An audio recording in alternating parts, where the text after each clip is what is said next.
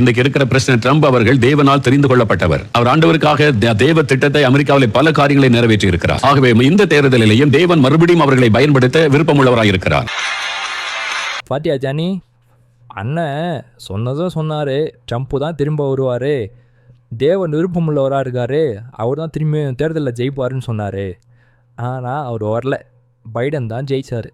ஆமாண்டா, நீ இதுல இருந்தே அண்ணன் ஒரு பெரிய கள்ள தீர்க்கதரிசின்னு ப்ரூவ் ஆகுது. இதெல்லாம் பார்த்துட்டு மக்கள் இவரை கேட்க மாட்டாங்களா?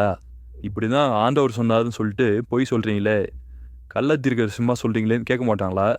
அப்படியாம கேட்டால் தான் ஈஸியாக சமாளிச்சுறாங்களேப்பா. கொரோனாவுக்கு தடுப்பூசி வர்றது முன்னாடி கொரோனா அழிஞ்சிரும்னாரு. கொரோனா தடுப்பூசி வந்ததுக்கப்புறம் எப்படி சமாளிச்சாருன்னு முன்னாடியே பார்த்தோம். என்ன சொன்னார்? கொரோனாவுக்கு தடுப்பூசி தான் கண்டுபிடிச்சிருக்காங்க, கொரோனா அழிஞ்சிரும் மருந்து கண்டுபிடிச்சிருக்காங்களான்னு சொல்லி சமாளிச்சார்ல. அதே போல தான் ட்ரம்ப்போ வருவார்னு சொல்லிட்டு ட்ரம்ப்போ ஜெயிக்கலன்னு ஒன்று எப்படி சமாளிக்கிறான்னு பாரு. கர்த்தர் சொன்னாரு, தீர்க்க தரிசனம் என்பது அது இந்த வருஷத்துக்குள்ள நடக்கும்னு கர்த்தர் சொல்லுகிறார் அப்படின்னு சொல்லப்பட்டதா?